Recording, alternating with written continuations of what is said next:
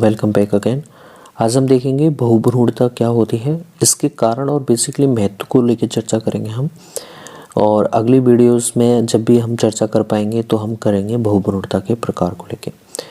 लेकिन अभी हम देखेंगे इसके कारण क्या होते हैं, क्यों आपके एक से ज़्यादा भ्रूण जिसे आप बोलते हैं बहुभ्रूणता, उसका क्रिएशन कैसे होता है, साथ में इसका महत्व क्या है वो भी हम यहाँ पे देखेंगे।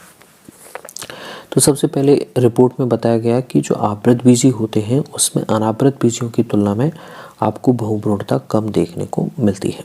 ठीक है, तो यहाँ पे इसके निम्न कारण इन्होंने सुझाए थे कि क्यों ऐसा होता है।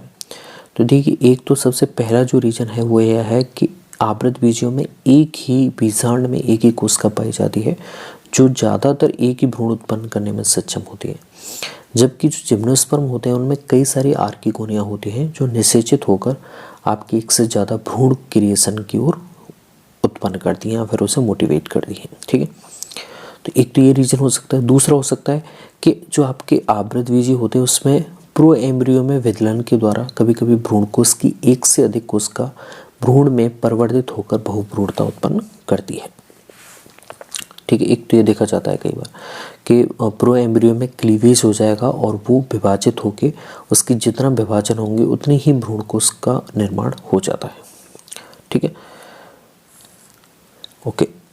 दूसरा, अगर हम देखें, दुर्लभ अवस्था में भ्रूणकोश में दो या अधिक एम्ब्रियोसिक उपस्थित होकर सभी भ्रूण निर्माण करते हैं और बहुभ्रूणता की स्थिति उत्पन्न करते हैं। ठीक है, ये भी देखा जाता है। और अक्सर क्या होता है, बीजांड जो होता है या फिर जो आपका इंटेगुमेंट होता है यानी अध्यावरण होता है, उसकी कुछ कोशिकाएं मुकुलन करती हैं, साथ में प्रोलिफरेशन करती हैं, उस द्वारा भी भ्रूण निर्माण कर लेती हैं। लेकिन वो कैसा होता है, दुगुणित होता है और जनक पादप के पेरेंटल प्लांट के उसमें सारे लक्षण उसमें उपस्थित होते हैं। ठीक है, अगला बात करें हम हेबरलैंड ने ओइनोथोरा नामक प्लांट पे रिसर्च किया, तो उसके बाद में उन्होंने नेक्रो हार्मोन सिद्धांत दिया। हेबरलैंड का नेक्रो हार्मोन सिद्धांत इन्होंने दिया। इनके अकॉर्डिंग उन्होंने बताया कि बीजांडकाय की नष्ट होती हुई कोशिकाएं स्वस्थ कोशिकाओं को एक विशिष्ट उद्दीपन देती हैं। ठीक है, जो नष्ट होने वाली कोशिकाएं हैं वो नष्ट होने से पहले स्वस्थ कोशिकाओं को स्टिमुलेशन दे देती हैं, जिससे ये कोशिकाएं अपस्थानिक भ्रूण बनाने के लिए प्रेरित होकर सक्षम हो जाती हैं।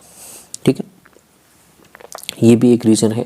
तो नाम ध्यान रखना, नेक्रो हार्मोन सिद्धांत है जो ओइनोथोरा प्लांट पे हेबरलैंड नाम के साइंटिस्ट ने दिया था कि बीजांडकाय यानी न्यूसेलस की नष्ट हो रही हैं जो कोशिकाएं, वो नष्ट होने से पहले स्वस्थ कोशिकाओं को एक निर्देश दे देती हैं, जिससे वो एक से ज़्यादा भ्रूण का क्रिएशन कर देता है।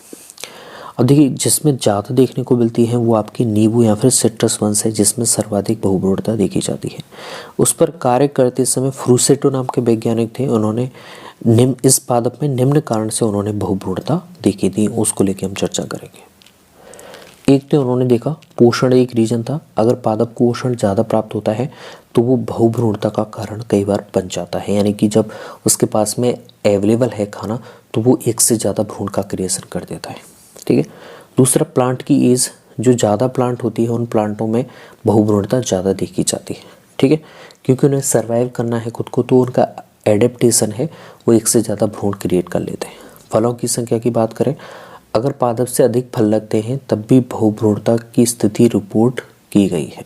ठीक है, अगर पादप से ज़्यादा अधिक फल लगते हैं तब भी इसे रिपोर्ट की गई है। ओके, अब इसके महत्व देखते हैं। ये तो उसके कुछ रीजन हो गए क्यों नींबू वंश में ये देखने को मिलता है, जिसके कारण फ्रूसेटो नाम के वैज्ञानिक ने बताया था कि ये कारण हो सकते हैं जिससे यहाँ पे बहुभ्रूणता पाई जाती है। तो तीन, एक तो पोषण हो गया, पोषण ज़्यादा नहीं मिलता है, प्लांट की एज ज़्यादा लंबी होती है तो बहुभ्रूणता आ जाती है। फलों की संख्या, अगर पादप से अधिक फल लगते हैं तब भी बहुभ्रूणता की इस स्थिति जो रिपोर्ट है वो देखी गई है। ठीक है, अब इसके महत्व की बात करें, महत्व इंपॉर्टेंट है, वो आपको ध्यान रखना है कि जो बहुभ्रूणता होती है वो प्लांट ब्रीडिंग में बहुत इंपॉर्टेंट रोल अदा करती है, पादप प्रजनन जिसे आप बोलते हैं। दूसरा, हॉर्टिकल्चर यानी उद्यान विज्ञान के लिए बहुत ज़्यादा उपयोगी है, ये भी इम्पोर्टेंट है। इसके अलावा जो अगुणित जाति होती हैं उनके फलस्वरूप समजात पादपों से बहुभ्रूणता के कारण पादप विकसित करने में सहायता मिलती है। ठीक है, तो जो अगुणित प्लांट हैं, जो स्पीसीज़ हैं जिनमें गुणसूत्रों का केवल एक सेट पाया जाता है, उनसे बहुभ्रूणता भी विकसित की जा सकती है, बहुत इजीली कर सकते हैं। ठीक है। दूसरा बात करें, अपस्थानिक भ्रूणता द्वारा अनेक फलों के पादप हैं, जैसे नींबू, आम, नारंगी इत्यादि के पादप में कायिक जनन हेतु ये भी सहायक सिद्ध हुए हैं। ठीक है।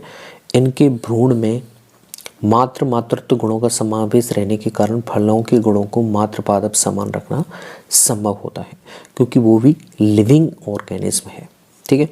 तो उसके जो फल हैं के गुणों को मातृ पादप समान रखना संभव है। उनके फलों का संरक्षण किया जाना जरूरी है, उन प्लांटों का संरक्षण करना जरूरी है।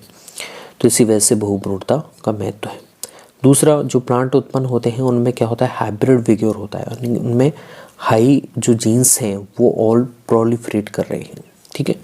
दूसरा देखें, इससे प्राप्त पादपों के भ्रूण कैसे होते हैं, स्वस्थ होते हैं, अतः इनके द्वारा स्वस्थ क्लोन प्राप्त करना बहुत ईजी से आप स्वस्थ क्लोन प्राप्त कर सकते हैं।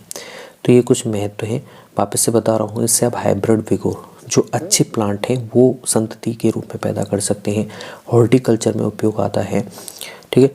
समजात पादपों में बहुभ्रूणता विकसित करते हैं, पादप प्रजनन में ये इम्पोर्टेंट है। ठीक है। इसके अलावा ये क्या करते हैं, इससे जो भ्रूण बनते हैं वो कैसे रहते हैं, स्वस्थ रहते हैं, उनकी लंबाई आयु होती है। ठीक है। तो गाइस ये थे बहुभ्रूणता के महत्व और कारण, और अगली वीडियो में हम इसके प्रकार को लेके भी डिस्कस कर लेंगे।